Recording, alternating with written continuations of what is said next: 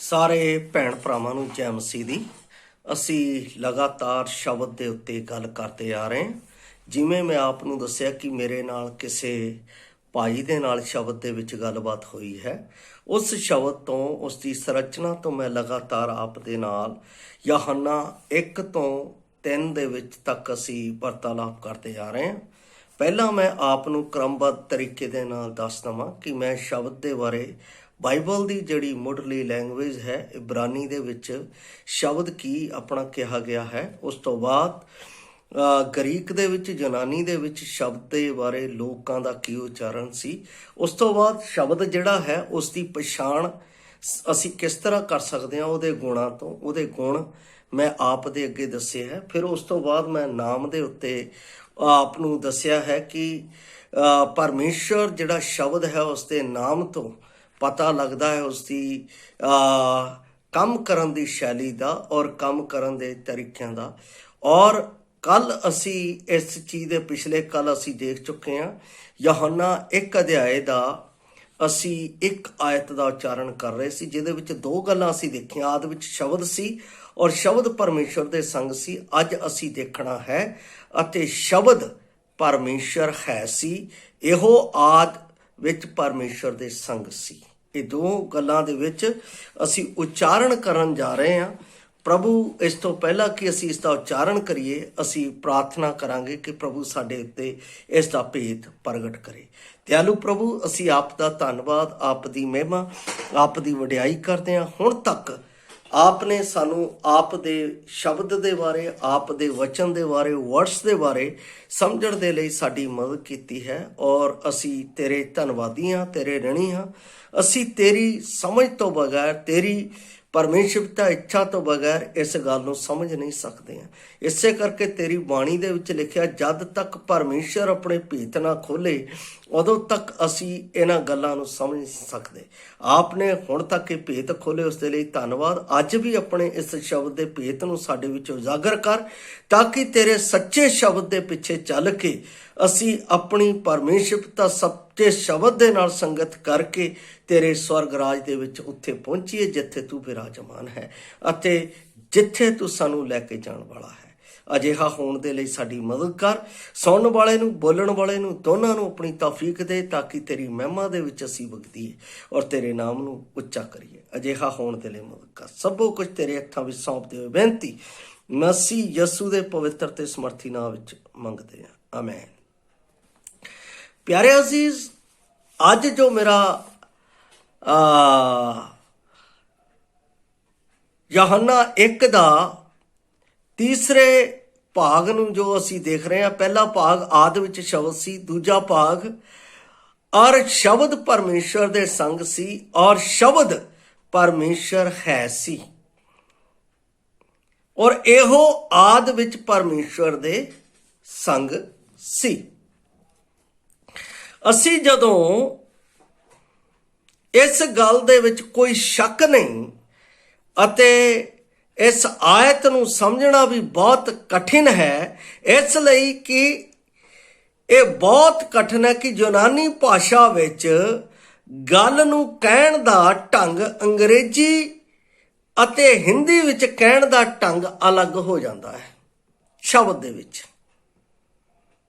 ਲੇਖਕ ਦੀ ਜਦੋਂ ਮੈਂ ਇਸ ਦਾ ਰਿਸਰਚ ਕਰ ਰਿਹਾ, ਇੱਥੇ ਦੇਖ ਰਿਹਾ, ਤਾਂ ਇਹ ਅਲੱਗ-ਅਲੱਗ ਸ਼ਬਦਾਂ ਦੇ ਵਿੱਚ ਆ ਜਾਂਦਾ ਹੈ। ਯੂਨਾਨੀ ਭਾਸ਼ਾ ਵਿੱਚ ਪਰਮੇਸ਼ਰ ਦੇ ਲਈ ਥੋਆਸ ਸ਼ਬਦ ਇਸਤੇਮਾਲ ਕੀਤਾ ਗਿਆ ਹੈ ਔਰ ਇਸ ਦੇ ਨਾਲ ਨਿਸ਼ਚਿਤ ਉਪਪਦ ਹੋ ਇਸਤੇਮਾਲ ਕੀਤਾ ਜਾਂਦਾ ਹੈ ਸ਼ਬਦ ਦੇ ਲਈ।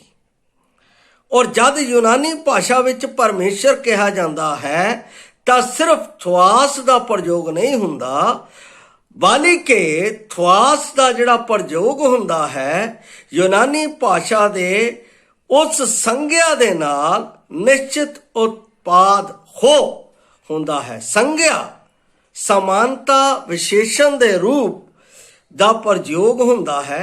ਉਸ ਸ਼ਬਦ ਨੂੰ ਸੰਗਿਆ ਦੇ ਗੁਣ ਅਤੇ ਚਰਿੱਤਰ ਦਾ ਬੋਧ ਹੁੰਦਾ ਹੈ। ਯੂਨਾਨੀ ਵਿੱਚ ਯਹੋਨਾ ਇਹ ਨਹੀਂ ਕਹਿੰਦਾ ਕਿ ਵਚਨ ਹੀ ਥੁਆਸ ਸੀ। ਯੂਨਾਨੀ 'ਚ ਨਹੀਂ ਕਹਿੰਦਾ, ਪਰ ਕਾਹਦੇ ਵਿੱਚ ਕਹਿ ਰਿਹਾ? ਜਦੋਂ ਅਸੀਂ ਤੋਰਾਂ ਨੂੰ ਪੜ੍ਹਦੇ ਹਾਂ। ਇਸ ਦਾ ਅਰਥ ਇਹ ਹੈ ਕਿ ਵਚਨ ਦਾ ਉਹ ਚਰਿੱਤਰ ਅਤੇ ਗੁਣ, ਤੱਤਵ, ਸੱਤਾ ਸੀ ਜੋ ਪਰਮੇਸ਼ਰ ਦੀ ਸੀ। ਤਾਂ ਜਦ ਯੋਹੰਨਾ ਇਹ ਕਹਿ ਰਿਹਾ ਹੈ ਕਿ ਵਚਨ ਪਰਮੇਸ਼ਰ ਸੀ, ਤਾਂ ਇਸ ਦਾ ਅਰਥ ਇਹ ਨਹੀਂ ਕਿ ਉਹ ਪਰਮੇਸ਼ਰ ਦੇ ਸਰਵਨਾਮ ਆਇਡੈਂਟੀਕਲੀ ਤੋਂ ਪ੍ਰਗਟ ਹੁੰਦਾ ਹੈ ਕਿ ਪਰਮੇਸ਼ਰ ਤੋਂ ਇੱਕ ਹੋਰ ਸੀ।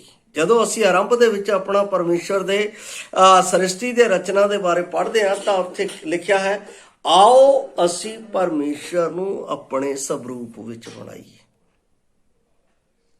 ਇਹਦਾ ਮਤਲਬ ਉੱਥੇ ਬਹੁਤ ਸ਼ਬਦ ਯੂਜ਼ ਕੀਤਾ ਜਾਂਦਾ ਹੈ, ਬਹੁਵਚਨ। ਔਰ ਇੱਥੇ ਵੀ ਯੋਹੰਨਾ ਇਸ ਚੀਜ਼ ਨੂੰ ਦੱਸ ਰਿਹਾ ਹੈ। ਇਸ ਦਾ ਅਰਥ ਹੈ ਯਿਸੂ ਮਨ, ਦਿਲ ਅਤੇ ਸੱਤਾ ਵਿੱਚ ਇੰਨਾ ਪੂਰਨ ਰੂਪ ਨਾਲ ਪਰਮੇਸ਼ਰ ਦੇ ਸਮਾਨ ਹੈ ਕਿ ਅਸੀਂ ਯਿਸੂ ਦੀ ਪੂਰਨਤਾ ਇਹ ਦੇਖਦੇ ਹਾਂ ਕਿ ਪਰਮੇਸ਼ਰ ਕਿਹੋ ਜਿਹਾ ਹੈ। ਦੇਖੋ ਕਿੰਨੀ ਵੱਡੀ ਗੱਲ ਯੋਹੰਨਾ ਇਸ ਗੂੜਤਾ ਦੇ ਵਿੱਚ ਦੱਸ ਰਿਹਾ ਕਿ ਅਸੀਂ ਯਿਸੂ ਦੇ ਰਾਹੀਂ, ਯਿਸੂ ਦੀ ਪਰਿਪੂਰਨਤਾ ਦੇ ਰਾਹੀਂ ਇਹ ਵੇਖ ਰਹੇ ਹਾਂ ਕਿ ਪਰਮੇਸ਼ਰ ਕਿਹੋ ਜਿਹਾ। ਇਹਦਾ ਮਤਲਬ ਇਹੋ ਸ਼ਬਦ ਸੀ। ਸ਼ਬਦ ਹੁਣ ਮੈਂ ਆਪ ਨੂੰ ਥੋੜਾ ਜਿਹਾ ਸਮਝਾਉਣਾ ਚਾਹੁੰਦਾ ਹਾਂ। ਪਾਣੀ ਨੂੰ ਅਸੀਂ 3 ਤਰੀਕਿਆਂ ਨਾਲ ਵੇਖਦੇ ਹਾਂ। ਪਹਿਲਾ ਅਸੀਂ ਦੇਖਦੇ ਹਾਂ ਤਰਲ, ਤਰਲ ਪਾਣੀ ਜਿਹੜਾ ਹੈ। ਦੂਸਰਾ ਦੇਖਦੇ ਹਾਂ ਅਸੀਂ ਠੋਸ, ਠੋਸ ਮਤਲਬ ਬਰਫ਼। ਬਰਫ਼ ਦੇ ਵਿੱਚ ਪਾਣੀ ਜਿਹੜਾ ਹੈ ਉਹਨੂੰ ਆਪਣਾ ਕੀ ਕੀਤਾ ਗਿਆ, ਇੱਕ ਚੀਜ਼ ਦੇ ਨਾਲ ਬਹੁਤ ਜ਼ਿਆਦਾ ਟੈਂਪਰੇਚਰ ਦੇ ਨਾਲ ਉਹਨੂੰ ਇੱਕ ਠੋਸ ਦਰੱਬੇ ਦੇ ਨਾਲ ਬਣਾਇਆ ਗਿਆ। ਤੀਸਰਾ ਅਸੀਂ ਦੇਖਦੇ ਹਾਂ ਕਿ ਪਾਣੀ ਜਿਹੜਾ ਹੈ ਉਹ ਇੱਕ ਵਾਸ਼ਪੀਕਰਨ ਦੇ ਵਿੱਚ, ਮਤਲਬ ਕਿ ਗੈਸ ਦੇ ਰੂਪ ਦੇ ਵਿੱਚ ਜਦੋਂ ਉਹਨੂੰ ਗਰਮ ਕਰਦੇ ਹਾਂ ਤਾਂ ਉਹ ਭਾਫ ਬਣ ਕੇ ਉੱਡ ਜਾਂਦਾ, ਉਹਦਾ ਪਤਾ ਨਹੀਂ ਲੱਗਦਾ। ਇਹ ਤਿੰਨਾਂ ਦੇ ਵਿੱਚ ਅਸੀਂ ਦੇਖਦੇ ਹਾਂ ਮਤਲਬ ਕਿ ਤਰਲ ਜਿਹੜਾ ਹੈ ਪਰਮੇਸ਼ਰ, ਦੂਸਰਾ ਠੋਸ ਪ੍ਰਭੂ ਯਿਸੂ ਮਸੀਹ ਜਿਹੜਾ ਸਾਨੂੰ ਨਜ਼ਰ ਆਇਆ ਬਾਡੀ ਦੇ ਵਿੱਚ, ਤੀਸਰਾ ਭਾਫ ਦੀ ਤਰ੍ਹਾਂ ਉਹ ਪਵਿੱਤਰ ਆਤਮਾ ਜਿਹਨੂੰ ਅਸੀਂ ਵੇਖ ਨਹੀਂ ਸਕਦੇ, ਉਹ ਲੁਪਤ ਹੋ ਜਾਂਦਾ, ਮਹਿਸੂਸ ਕਰ ਸਕਦੇ ਹਾਂ। 3 ਚੀਜ਼ਾਂ ਦੇ ਵਿੱਚ ਅਸੀਂ ਉਸ ਦੀ ਸੰਰਚਨਾ ਨੂੰ ਵੇਖ ਸਕਦੇ ਹਾਂ। ਔਰ ਇਹ ਸ਼ਬਦ ਹੈ ਜਿਹੜਾ ਇੱਕੋ ਚੀਜ਼ ਨੇ ਹੈ ਕਿ ਇਹ ਪਾਣੀ। ਪਾਣੀ ਦੇ ਅਸੀਂ 3 ਰੂਪ ਦੇਖ ਰਹੇ ਹਾਂ ਔਰ ਇਹ ਤਿੰਨੇ ਰੂਪ ਜਿਹੜੇ ਹੈ ਇੱਕ ਪਰਮੇਸ਼ਰ ਦੇ ਇੱਕ ਸ਼ਬਦ ਦੇ ਨਾਲ ਪ੍ਰਗਟ ਕੀਤੇ ਗਏ ਆ, ਪਿਤਾ, ਪੁੱਤਰ, ਪਵਿੱਤਰ ਆਤਮਾ। ਚੀਜ਼ ਅਲੱਗ ਹੈ ਲੇਕਿਨ ਹੈ ਇੱਕ। ਇਹਨੂੰ ਅਸੀਂ ਸਮਝਣਾ ਹੈ, ਦੇਖਣਾ ਹੈ। ਔਰ ਇਹ ਜਦ ਤੱਕ ਅਸੀਂ ਸਮਝ ਨਹੀਂ ਸਕਦੇ ਤਾਂ ਸਾਨੂੰ ਪਤਾ ਨਹੀਂ ਲੱਗੇਗਾ। ਅਸੀਂ ਪਰਮੇਸ਼ਰ ਨੂੰ ਸਮਝ ਨਹੀਂ ਸਕਾਂਗੇ, ਜਾਣ ਨਹੀਂ ਸਕਾਂਗੇ। ਅੰਤ ਯੋਹੰਨਾ ਆਪਣੇ ਸਮਾਚਾਰ ਦੇ ਆਰੰਭ ਤੋਂ ਹੀ ਇਹ ਕਥਨ ਕਰਦਾ ਹੈ ਕਿ ਯਿਸੂ ਅਤੇ ਸਿਰਫ ਯਿਸੂ ਹੀ ਮਨੁੱਖਾਂ ਉੱਤੇ ਸਿੱਧ ਰੂਪ ਨਾਲ ਪ੍ਰਕਾਸ਼ਿਤ ਹੁੰਦਾ ਹੈ ਕਿ ਪਰਮੇਸ਼ਰ ਸਦਾ ਕਿਹੋ ਜਿਹਾ ਹੈ ਅਤੇ ਕਿਹੋ ਜਿਹਾ ਰਹੇਗਾ, ਅਤੇ ਪਰਮੇਸ਼ਰ ਅਤੇ ਮਨੁੱਖਾਂ ਦੀ ਭਾਵਨਾ ਕੀ ਹੈ, ਉਹ ਮਨੁੱਖਾਂ ਦੇ ਲਈ ਕੀ ਚਾਹੁੰਦਾ ਹੈ, ਅਸੀਂ ਇਸ ਵਿੱਚ ਦੇਖਦੇ ਹਾਂ। ਫਿਰ ਉਹ ਕਹਿੰਦਾ ਹੈ ਕਿ ਮਨੁੱਖਤਾ ਨਾਲ ਸੰਬੰਧ ਸ਼ਬਦ ਦੇਹਧਾਰੀ ਹੋਇਆ, ਸ਼ਬਦ ਦੇਹਧਾਰੀ ਹੋਇਆ। ਅਸੀਂ 1:14 ਵਿੱਚ ਪੜ੍ਹਦੇ ਹਾਂ, ਯਿਸੂ ਵਿੱਚ ਪਰਮੇਸ਼ਰ ਸਾਡੇ ਪਾਪੀ ਸੁਭਾਅ ਤੋਂ ਬਿਨਾਂ ਸਾਡੀ ਹੋਂਦ ਦੇ ਰੂਪ ਨੂੰ ਲੈਂਦਾ ਹੈ, ਸਾਡੀ ਹੋਂਦ ਦੇ ਰੂਪ ਨੂੰ ਲੈਂਦਾ ਹੈ। ਯਿਸੂ ਵਿੱਚ ਪਰਮੇਸ਼ਰ ਸਾਡੇ ਪਾਪੀ ਸੁਭਾਅ ਤੋਂ ਬਿਨਾਂ ਸਾਡੀ ਹੋਂਦ ਦੇ ਰੂਪ ਨੂੰ ਲੈਂਦਾ ਹੋਇਆ ਇੱਕ ਮਨੁੱਖ ਬਣ ਗਿਆ। ਸ਼ਬਦ ਮਨੁੱਖ ਬਣ ਗਿਆ, ਜਿਹੜਾ ਸ਼ਬਦ ਹੈ ਸੀ ਔਰ ਮਨੁੱਖ ਬਣ ਗਿਆ ਕਿਉਂਕਿ ਉਹ ਪਵਿੱਤਰ ਆਤਮਾ ਦੇ ਇੱਕ ਅਦਭੁਤ ਕੰਮ ਦੇ ਰਾਹੀਂ ਪੈਦਾ ਹੋਇਆ। ਵੇਖੋ ਅਸੀਂ ਕੀ ਕਹਿੰਦੇ, ਵੇਖੋ ਇੱਕ ਵਾਰੀ ਗਰਭਵਤੀ ਹੋਵੇਗੀ, ਪੁੱਤਰ ਜਣੇਗੀ, ਤੂੰ ਉਸਦਾ ਨਾਮ ਯਸੂ ਰੱਖੀ। ਇਹਦਾ ਮਤਲਬ ਇਹਦਾ ਨਾਮ ਇਮੈਨੂਅਲ ਹੋਵੇਗਾ, ਜਿਸ ਦਾ ਮਤਲਬ ਪਰਮੇਸ਼ਰ ਸਾਡੇ ਸੰਗ, ਪਰਮੇਸ਼ਰ ਸਾਡੇ ਸੰਗ। ਇਹੋ ਤਾਂ ਇੱਥੇ ਕਹਿੰਦਾ ਹੈ, ਕਹਿੰਦਾ ਅਤੇ ਸ਼ਬਦ ਪਰਮੇਸ਼ਰ ਸੀ, ਇਹੋ ਆਦਿ ਵਿੱਚ ਪਰਮੇਸ਼ਰ ਦੇ ਸੰਗ ਸੀ। ਪਹਿਲਾਂ ਪਰਮੇਸ਼ਰ ਤੋਂ ਸਾਡੀ ਦੂਰੀ ਸੀ, ਸਾਨੂੰ ਉਸ ਸ਼ਬਦ ਦਾ ਪਤਾ ਨਹੀਂ ਸੀ, ਅਸੀਂ ਨਹੀਂ ਸੀ ਜਾਣਦੇ। ਪਰ ਜਦੋਂ ਸ਼ਬਦ ਦੇ ਧਾਰੀ ਹੋ ਗਿਆ, ਉਹ ਮਨੁੱਖਾਂ ਦੇ ਵਿਚਕਾਰ, ਇਹਦਾ ਮਤਲਬ ਪਰਮੇਸ਼ਰ ਸਾਡੇ ਸੰਗ, ਇਮੈਨੂਅਲ, ਪਰਮੇਸ਼ਰ ਸਾਡੇ ਸੰਗ। ਇਹ ਦੇਹਧਾਰੀ ਹੋਣ ਦਾ ਇੱਕ ਬੁਨਿਆਦੀ ਵਾਕ ਹੈ, ਪਰਮੇਸ਼ਰ ਮਨੁੱਖੀ ਰੂਪ ਦੇ ਵਿੱਚ ਆਉਣਾ। ਮਸੀਹ ਸਵਰਗ ਛੱਡ ਕੇ ਆਇਆ ਅਤੇ ਮਨੁੱਖੀ ਜਨਮ ਰਾਹੀਂ ਮਨੁੱਖੀ ਜੀਵਨ ਦੀ ਸਥਿਤੀ ਵਿੱਚ ਦਾਖਲ ਹੋਇਆ। ਇਸ ਕਰਕੇ ਅਸੀਂ ਕੀ ਕਹਿੰਦੇ ਆ, ਮਸੀਹ ਰਚਿਆ ਨਹੀਂ ਗਿਆ ਸੀ, ਉਹ ਸਦੀਪਕ ਅਤੇ ਅਸੀਮ ਹੈ, ਆਦ ਅਤੇ ਅੰਤ ਤੋਂ ਬਿਨਾ, ਅਤੇ ਉਹ ਸਦਾ ਪਿਤਾ ਅਤੇ ਪਵਿੱਤਰ ਆਤਮਾ ਨਾਲ ਪ੍ਰੇਮੀ ਸੰਗਤੀ ਵਿੱਚ ਰਿਹਾ। ਔਰ ਇਸ ਕਰਕੇ ਉਹਦੇ ਬਾਰੇ ਲਿਖਿਆ, ਜਿਹੜਾ ਪ੍ਰੇਮੀ ਸੰਗਤੀ ਵਿੱਚ ਰਿਹਾ, ਸਭੋ ਕੁਝ ਉਸ ਤੋਂ ਰਚਿਆ ਗਿਆ ਤੇ ਰਚਨਾ ਵਿੱਚੋਂ ਇੱਕ ਵੀ ਵਸਤੂ ਉਸ ਤੋਂ ਬਿਨਾ ਨਹੀਂ ਰਚੀ ਗਈ। ਇਸ ਕਰਕੇ ਅਸੀਂ ਜਦੋਂ ਉਤਪਤੀ ਪੁਸਤਕ ਪੜ੍ਹਦੇ ਹਾਂ, ਆਦਮ ਦੀ ਸੰਰਚਨਾ ਦੇ ਵਿੱਚ, ਤਦ ਉੱਥੇ ਪਰਮੇਸ਼ਰ ਪੁੱਤਰ ਅਤੇ ਪਵਿੱਤਰ ਆਤਮਾ ਦੀ ਹੋਂਦ ਦਾ ਸਾਨੂੰ ਪਤਾ ਲੱਗਦਾ ਹੈ। ਇਹ ਕੁਝ ਵਿਚਿੱਤਰ ਜਿਹਾ ਜਾਣ ਲੱਗਦਾ ਹੈ ਕਿ ਯਹੋਨਾ ਇਸ ਗੱਲ ਉੱਤੇ ਜ਼ੋਰ ਦਿੰਦਾ ਹੈ ਕਿ ਜਗਤ ਕਿਵੇਂ ਬਣਾਇਆ ਗਿਆ।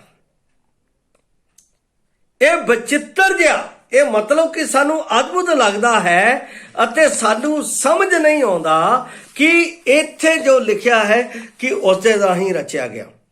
ਗਿਆਨਵਾਨੀਆਂ ਦੀ ਇਸ ਸਿੱਖਿਆ ਦਾ ਸਾਹਮਣਾ ਕਰਨ ਦੇ ਲਈ ਯਹੋਨਾ 1:3 ਵਿੱਚ ਦੋ ਮੂਲ ਮਸੀਹੀ ਸੱਤ ਨੂੰ ਪ੍ਰਗਟ ਕਰਦਾ ਹੈ। ਦੋ ਮੂਲ ਮਸੀਹੀ ਸੱਤ ਨੂੰ। ਨੰਬਰ 1, ਸੱਚ ਗੱਲ ਤਾਂ ਇਹ ਹੈ ਕਿ ਨਾ ਸਿਰਫ ਯਹੋਨਾ ਆਪਣੇ ਖੁਸ਼ਖਬਰੀ ਵਿੱਚ, ਵਰਨ ਨਵੇਂ ਨੇਮ ਦੇ ਸਾਰੇ ਲੇਖਕ ਯਸੂ ਨੂੰ ਸ੍ਰਿਸ਼ਟੀ ਦੀ ਰਚਨਾ ਦੇ ਸੰਬੰਧ ਵਿੱਚ ਮੰਨਦੇ ਅਤੇ ਜਾਣਦੇ ਆ। ਮੰਨਦੇ, ਪਹਿਲੀ ਗੱਲ ਮੰਨਦੇ ਅਤੇ ਜਾਣਦੇ। ਅਸੀਂ ਯਿਸੂ ਨੂੰ ਕਿੱਦਾਂ ਜਾਣ ਸਕਦੇ ਹਾਂ? ਅਸੀਂ ਯਿਸੂ ਨੂੰ ਕਿੱਦਾਂ ਸਮਝ ਸਕਦੇ ਹਾਂ? ਜਦ ਤੱਕ ਮੈਂ ਵਿਸ਼ਵਾਸ ਨਹੀਂ ਕਰਦਾ ਔਰ ਵਿਸ਼ਵਾਸ ਕਰਕੇ ਉਸ ਦੇ ਉੱਤੇ ਨਹੀਂ ਚੱਲਦਾ, ਉਦੋਂ ਤੱਕ ਮੈਨੂੰ ਕਦੇ ਵੀ ਇਹ ਪਤਾ ਨਹੀਂ ਲੱਗੇਗਾ ਕਿ ਮਸੀਹ ਯਿਸੂ ਕਿਸ ਤਰ੍ਹਾਂ ਦਾ ਹੈ। ਮੈਂ ਇੱਕ ਉਦਾਹਰਨ ਦੇ ਤੌਰ ਤੇ ਕਹਿਣਾ ਹਾਂ, ਇੱਕ ਜਦੋਂ ਬੱਚਾ ਜਨਮ ਲੈਂਦਾ ਹੈ, ਉਹ ਨਹੀਂ ਜਾਣਦਾ ਕਿ ਮੇਰੇ ਮਾਤਾ ਅਤੇ ਪਿਤਾ ਕੌਣ ਹੈ। ਜਿਵੇਂ ਜਿਵੇਂ ਉਹ ਵੱਡਾ ਹੁੰਦਾ ਜਾਂਦਾ ਹੈ, ਉਹਨੂੰ ਆਪਣਾ ਜਿਹੜੇ ਮਾਤਾ ਪਿਤਾ ਉਹ ਕਹਿੰਦੇ ਆ, ਕਹਿ ਡੈਡੀ, ਕਹਿ ਮੰਮੀ। ਉਹ ਤੋਂ ਪਹਿਲਾਂ ਉਹਨੂੰ ਪਤਾ ਨਹੀਂ ਸੀਗਾ ਕੀ ਹੈ, ਉਹ ਜਾਣਦਾ ਨਹੀਂ ਸੀ। ਜਿਵੇਂ ਜਿਵੇਂ ਉਹ ਜਾਣਦਾ ਹੈ, ਉਹਦੇ ਨਾਲ ਇੱਕ ਇੰਟਰਨਲ ਸਟਾਰਚ ਲੱਭ ਪੈਦਾ ਹੁੰਦਾ ਹੈ, ਜਿਸ ਦੇ ਨਾਲ ਉਹ ਸਮਝ ਲੈਂਦਾ ਹੈ ਕਿ ਇਹ ਮੇਰੇ ਮਾਤਾ ਹੈ, ਇਹ ਮੇਰੇ ਪਿਤਾ ਹੈ। ਅਸੀਂ ਯਿਸੂ ਦੇ ਰਾਹੀਂ ਇਹ ਜਾਣ ਲਿਆ ਕਿ ਪਰਮੇਸ਼ਰ ਹੈ, ਔਰ ਯਿਸੂ ਦੇ ਰਾਹੀਂ ਇਹ ਮੰਨ ਲਿਆ ਕਿ ਉਹਨੇ ਮੇਰੇ ਪਾਪ ਦੇ ਲਈ ਕੰਮ ਕੀਤਾ ਹੈ। ਇਹ ਹੈ ਸ਼ਬਦ। ਇਹ ਉਹ ਸ਼ਬਦ ਹੈ ਜਿਹੜਾ ਪਵਿੱਤਰ ਹੋ ਕੇ ਮੁਜੱਸਮ ਹੋਇਆ, ਜਿਸ ਦੇ ਰਾਹੀਂ ਸਾਰੀ ਸ੍ਰਿਸ਼ਟੀ ਅਤੇ ਸਾਰੀ ਖਲਕਤ ਰਚੀ ਗਈ। ਇਸੇ ਬਾਰੇ ਪੌਲਸ ਰਸੂਲ ਕਲੋਸੀਆਂ ਦੇ 1:16 ਦੇ ਵਿੱਚ ਉਸ ਦਾ ਪ੍ਰਮਾਣ ਦਿੰਦਾ ਹੈ। ਵੱਖ-ਵੱਖ ਤਰੀਕਿਆਂ ਦੇ ਨਾਲ ਬਾਈਬਲ ਦੇ ਵਿੱਚ ਇਹਨਾਂ ਗੱਲਾਂ ਦਾ ਸਾਨੂੰ ਉਦਾਹਰਣ ਦਿੱਤਾ ਗਿਆ। ਜਦੋਂ ਮੈਂ 1:16 ਪੜ੍ਹਦਾ, ਇੱਥੇ ਲਿਖਿਆ ਹੈ, ਕਿਉਂ ਜੋ ਆਕਾਸ਼ ਅਤੇ ਧਰਤੀ ਉਤਲੀਆਂ ਸਾਰੀਆਂ ਵਸਤਾਂ ਉਸ ਤੋਂ ਉਤਪਤ ਹੋਈਆਂ, ਉਹੀ ਰਚੇਤਾ ਹੈ। ਫਿਰ ਉਸ ਤੋਂ ਬਾਅਦ ਅਸੀਂ ਦੇਖਦੇ ਹਾਂ ਪਹਿਲਾ ਕੁਰਿੰਥੀਆਂ 8:6 ਦੇ ਵਿੱਚ ਵੀ ਇਹ ਗੱਲ ਸਾਫ਼ ਰੀਤੀ ਨਾਲ ਪੌਲਸ ਰਸੂਲ ਇੱਥੇ ਵੀ ਉਸੇ ਚੀਜ਼ ਦਾ ਖੁਲਾਸਾ ਕਰਦਾ ਹੈ। ਪਹਿਲਾ ਕੁਰਿੰਥੀਆਂ 8:6 ਦੇ ਵਿੱਚ ਲਿਖਿਆ ਹੈ, ਕਹਿੰਦਾ ਹੈ ਪਰ ਸਾਡੇ ਭਾਣੇ ਇੱਕੋ ਪਰਮੇਸ਼ਵਰ ਹੈ ਜੋ ਪਿਤਾ ਹੈ, ਜਿਸ ਤੋਂ ਸਭੋ ਕੁਝ ਹੋਇਆ ਅਤੇ ਅਸੀਂ ਉਹਦੇ ਲਈ ਹਾਂ, ਔਰ ਇੱਕੋ ਪ੍ਰਭੂ ਹੈ ਜੋ ਯਿਸੂ ਮਸੀਹ ਹੈ, ਜਿਸ ਦੇ ਰਾਹੀਂ ਸਭੋ ਕੁਝ ਹੋਇਆ ਅਤੇ ਅਸੀਂ ਵੀ। ਇਹਦਾ ਮਤਲਬ ਜੋ ਉਤਪਤ ਦੇ ਵਿੱਚ ਲਿਖਿਆ ਹੈ ਉਹ ਇੱਥੇ ਵੀ ਪਰਮੇਸ਼ਰ ਦਾ ਦਾਸ ਪੌਲਸ ਕਹਿ ਰਿਹਾ ਕਿ ਅਸੀਂ ਵੀ, ਸ੍ਰਿਸ਼ਟੀ ਦੀ ਰਚਨਾ ਤਾਂ ਹੋਈ ਹੈ ਪਰ ਉਸ ਦੇ ਨਾਲ ਅਸੀਂ ਵੀ ਰਚੇ ਗਏ। ਉਹਨੇ ਸਾਨੂੰ ਆਪਣੇ ਹੱਥਾਂ ਦੇ ਨਾਲ ਸਾਜਿਆ।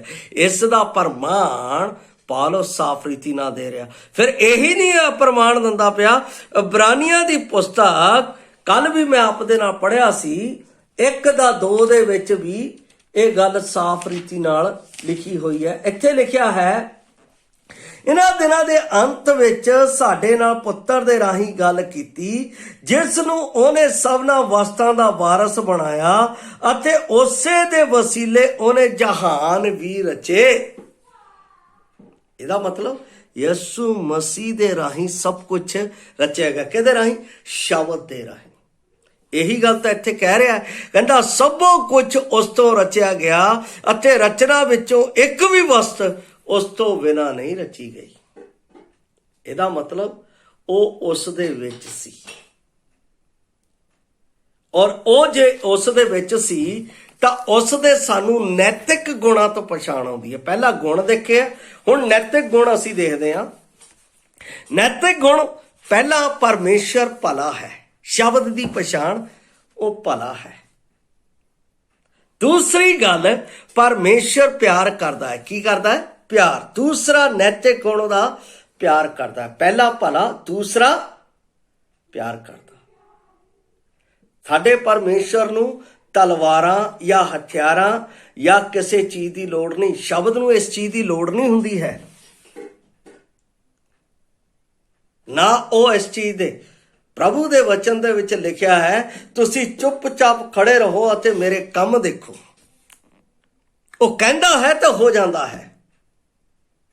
ਉਹਨੂੰ ਲੋੜ ਨਹੀਂ ਹੈ ਇਸ ਚੀਜ਼ ਦੀ। ਲੋੜ ਮੈਨੂੰ ਹੈ ਅਤੇ ਆਪ ਨੂੰ ਹੈ। ਅਸੀਂ ਹਥਿਆਰ ਚੱਕਦੇ, ਅਸੀਂ ਸਭ ਕੁਝ ਚੱਕਦੇ, ਸਾਨੂੰ ਲੋੜ ਨਹੀਂ। ਇਸ ਲਈ ਪਰਮੇਸ਼ਵਰ ਦਾ ਨੈਤਿਕ ਗੁਣ ਹੈ ਪਿਆਰ। ਉਹ ਪਿਆਰ ਦੇ ਨਾਲ ਸਾਨੂੰ ਜਿੱਤ ਲੈਂਦਾ। ਬਾਈਬਲ ਦੇ ਵਿੱਚ ਪੌਲਸ ਰੋਮੀਆਂ ਦੇ 12 ਅਧਿਆਏ ਦੇ ਆਖਰ ਦੇ ਵਿੱਚ ਲਿਖਦਾ ਹੈ ਕਿ ਕਿਸੇ ਨਾਲ ਅਸੀਂ ਬੁਰਾਈ ਨਹੀਂ ਕਰਨੀ ਹੈ, ਪਰ ਭਲਾਈ ਦੇ ਨਾਲ ਤੁਸੀਂ ਬੁਰਾਈ ਨੂੰ ਜਿੱਤ ਲਓ। ਪ੍ਰਭੂ ਨੇ ਭਲਾਈ ਦੇ ਨਾਲ ਸਾਨੂੰ ਬੁਰਿਆਰਾਂ ਨੂੰ ਜਿੱਤ ਲਿਆ। ਇਹ ਉਹ ਸ਼ਬਦ ਹੈ, ਇਹ ਸ਼ਬਦ ਦੀ ਤਾਕਤ ਹੈ ਜਿਹੜਾ ਸਾਨੂੰ ਬੁਰਿਆਰਾਂ ਨੂੰ ਬਿਨਾਂ ਕਿਸੇ ਹਥਿਆਰ ਤੋਂ, ਬਿਨਾਂ ਕਿਸੇ ਆਪਣਾ ਕਮਾਂਡਮੈਂਟ ਤੋਂ, ਬਲਕਿ ਆਪਣੇ ਬਲੀਦਾਨ ਦੇ ਰਾਹੀਂ, ਪਿਆਰ ਕਰਨ ਦੇ ਰਾਹੀਂ ਸਾਨੂੰ ਉਹਨੇ ਜਿੱਤ ਲਿਆ। ਪਿਆਰ ਕੀ ਹੈ? ਇੱਕ ਤਿਆਗ ਹੈ, ਇੱਕ ਬਲੀਦਾਨ ਹੈ, ਜਿਸ ਦੇ ਰਾਹੀਂ ਉਸ ਸ਼ਬਦ ਨੇ ਸਾਨੂੰ ਜਿੱਤ ਲਿਆ। ਔਰ ਉਹ ਸ਼ਬਦ ਏਦਾਂ ਦਾ ਇਸ ਦੁਨੀਆ ਦੇ ਵਿੱਚ ਨਾ ਤਾਂ ਕੋਈ ਈਸ਼ਵਰ ਹੈ, ਨਾ ਕੋਈ ਹੋਣਾ ਹੈ, ਜਿਸ ਨੇ ਕੈਲਵਰੀ ਕਰੂਸ ਦੇ ਉੱਤੇ, ਜਿਸ ਨੂੰ 3 ਵਾਰ ਪਰਖਿਆ ਗਿਆ ਅਤੇ 3 ਵਾਰ ਕਿਹਾ ਗਿਆ ਕਿ ਇਸ ਵਿੱਚ ਅਸੀਂ ਕੋਈ ਪਾਪ ਨਹੀਂ ਵੇਖਿਆ, ਜਿਸ ਦੇ ਕਾਰਨ ਅਸੀਂ ਇਸ ਨੂੰ ਸਜ਼ਾ ਦਈਏ। ਉਹ ਨਿਸ਼ਪਾਪ ਸੀ। ਨਿਸ਼ਪਾਪ ਹੁੰਦੇ ਹੋਏ ਵੀ ਉਸਨੇ ਕੈਲਵਰੀ ਕਰੂਸ ਦੇ ਉੱਤੇ ਮੇਰੇ ਪਾਪ ਦਾ ਕਰਜ਼ ਚੁਕਾਇਆ। ਅਤੇ ਉਸਨੇ ਕੀ ਕਿਹਾ? ਕੈਲਵਰੀ ਕਰੂਸ ਦੇ ਉੱਤੇ ਕੀ ਕਿਹਾ? ਇਹ ਪਿਤਾ, ਇਹਨਾਂ ਨੂੰ ਮਾਫ ਕਰ, ਇਹ ਨਹੀਂ ਜਾਣਦੇ ਕੀ ਕਰਦੇ ਨੇ। ਉਹਨੇ ਕਿਹਾ ਮਾਫ ਕਰ, ਇਹਨਾਂ ਨੂੰ ਮਾਫ ਕਰ। ਇਹ ਪਿਆਰ ਦਾ ਇੱਕ ਸਭ ਤੋਂ ਵੱਡਾ ਤਿਆਗ ਅਤੇ ਬਲੀਦਾਨ ਹੈ। ਤਿਆਗ ਦਾ ਮਤਲਬ ਮੇਰੇ ਨਾਲ ਪਰਮੇਸ਼ਰ ਨੇ ਪਿਆਰ ਕੀਤਾ, ਸਵਰਗ ਨੂੰ ਤਿਆਗ ਦਿੱਤਾ। ਬਲੀਦਾਨ ਦਾ ਮਤਲਬ ਮੈਨੂੰ ਬਚਾਉਣ ਦੇ ਲਈ, ਪਰਮੇਸ਼ਰ ਦੇ ਨਾਲ ਮਿਲਾਉਣ ਦੇ ਲਈ, ਸ਼ਬਦ ਦੀ ਸੰਰਚਨਾ ਦੇ ਵਿੱਚ ਮੈਨੂੰ ਸ਼ਾਮਿਲ ਕਰਨ ਦੇ ਲਈ ਉਸ ਨੇ ਆਪਣਾ ਬਲੀਦਾਨ ਦੇ ਦਿੱਤਾ। ਇਹ ਹੈ ਸ਼ਬਦ, ਇਹ ਹੈ ਸ਼ਬਦ ਦੀ अपना बलिदान, यह शब्द दा परमेश्वर दे नाल मिलना। इसे करके मैं कहना हाँ कि प्यार ये नहीं है कि मैं ਉਹਦੇ ਨਾਲ कर लिया ਉਹਦੇ ਨਾਲ। परमेश्वर दा प्यार अद्भुत प्यार है। ਉਹਨੂੰ जिस्मानी प्यार की लोड़ नहीं है, क्योंकि वो बेइंतहा वो सारिया चीज़ों का रचना वा, जिहड़ा रचिया होया है उन्होंने लोड़ नहीं। मैं एक बार हलवाई की दुकान पर बैठा होया सी और उत्थे मैं देख रहा सी, वो तरह तरह दी मिठाइयां बना रहा सी अते लड्डू। मैं कहा जी तुहानू खाण दा चित, कहंदा यार की खाना, मैं तो बनाना है। जिन्हें बनाया ਉਹਦੀ तमा नहीं है, उसदे विच तमा किहदी है? मनुखता दी जो इस संसार दे विच है। ईश्वर ओ नहीं जिसनू ब्याह दी लोड़ है, ईश्वर ओ नहीं जिसनू तृष्णा दी लोड़ है, वासना दी लोड़ है। ईश्वर ओ है जिहड़ा पवित्र है अते प्यार करने वाला है। उस तो बाद असी गुण देखते हैं, नैतिक गुण। परमेश्वर तरसवान है। शब्द दे विच तरस है। बाइबल दे विच बार बार लिखा गया कि ओनू तरस आया, उन्हें तरस किया। इहदा मतलब परमेश्वर दे तरस है। वो मैनू नाश हुंदा वेखना नहीं चाहुंदा। फिर असी देखते हैं परमेश्वर धीरजवान अते गुस्से विच धीमा है। ਇੱਥੇ ਦੇ ਈਸ਼ਵਰ ਗੁੱਸੇ 'ਚ ਆ ਜਾਣ ਤਾਂ ਤਬਾਹੀ ਲਿਆਉਂਦੇ ਆ, ਕਹਿੰਦੇ ਜੀ ਉਹਦਾ ਪ੍ਰਕੋਪ ਹੈ। ਪਰਮੇਸ਼ਰ ਦਾ ਪ੍ਰਕੋਪ ਮੈਨੂੰ ਮਾਰਨ ਦੇ ਲਈ ਨਹੀਂ, ਮੈਨੂੰ ਬਚਾਉਣ ਦੇ ਲਈ ਹੈ। ਫਿਰ ਪਰਮੇਸ਼ਰ ਦਾ ਨੈਤਿਕ ਗੁਣ, ਪਰਮੇਸ਼ਰ ਸੱਚ ਹੈ ਔਰ ਪਰਮੇਸ਼ਰ ਵਫਾਦਾਰ ਹੈ, ਪਰਮੇਸ਼ਰ ਨਿਆਈ ਹੈ। ਪਰਮੇਸ਼ਰ ਖੁਦ ਵਿੱਚ ਮੇਰੇ ਲਈ भलाई करने वाला है। उन्हें मेरे ते भलाई की है। जदों मैं पापी हिस्सा था, ठीक ऐन वेले उत्ते परमेश्वर ने अपना पुत्र दे के मैनू बचाया है। रोमिया 5:8। इहदा मतलब सारी रचना शब्द तो हुई है।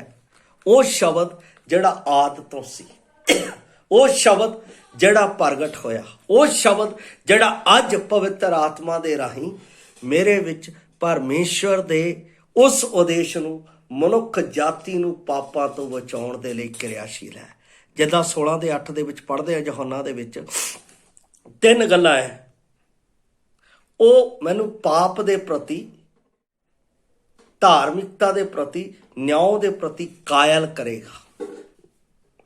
ਇਹ ਸ਼ਬਦ ਦਾ ਕੰਮ ਹੈ जिस तो रचना हुई है और जिस रचना दे विच इस शब्द दे राही मैनू बचाव दा कारज अज चल रहा है। एक किहड़ा कारज चल रहा है? किरपा दे युग दा कारज चल रहा है। इसदा मतलब परमेश्वर मेरे अते आप दे उत्ते, हर एक उस व्यक्ति दे उत्ते जिहड़ा पाप दे विच है, उस दे उत्ते कारज प्रगट कर रहा है। किरपा दा कारज जिस दे असी लायक, असी किस दे लायक नहीं सी, परमेश्वर दे। उस दे लायक वो मेरे लिए कारज कर रहा है। जिहड़ा मेरे लिए कारज कर रहा है, जिहड़ा मेरे बचाउण दे लिए अज कारज कर रहा है, मैनू नाशवान। मैं आपनू पुछना चाहुंदा हाँ, किहड़ा पिता है जिहड़ा अपने बच्चे दे उत्ते बोझ दे दिंदा है अते कहंदा है तू इदां कर, तू आ भगती कर तां तेरे अपना पाप माफ हो जाणगे? नहीं, कोई भी पिता अपने बच्चे दे उत्ते कर्ज नहीं लाददा है, बल्कि उसनू उस तो मुक्त करके उसनू एक जिम्मेदारी दे दिंदा। किहड़ी जिम्मेदारी दिंदा है? कि अपने आप नू पवित्र जीवन बना के रख। परमेश्वर ने मेरे लिए कार्ज कर दिता, मैनू पाप तो मुक्त करता, जिहड़ा बोझ सी उस तो मैनू मुक्त कर दिता। उन्हें मेरा सारा बोझ अपने उत्ते लै लिया, मैनू मुक्त कर दिता मेरे पिता ने यस्सु मसीह दे विच। हुण मैं की करना है? हुण मैं यस्सु मसीह दे विच, जिस दे विच मैं पाप तो आज़ाद हो चुका, उस परमेश्वर पिता दी पवित्रता दे नाल भगती करते हुए, उसकी बंदगी करते हुए अपना जीवन, बंदगी का मतलब की है? परमेश्वर नू देना। की देना? उहदे कीते हुए उपकारां दा धन्नवाद।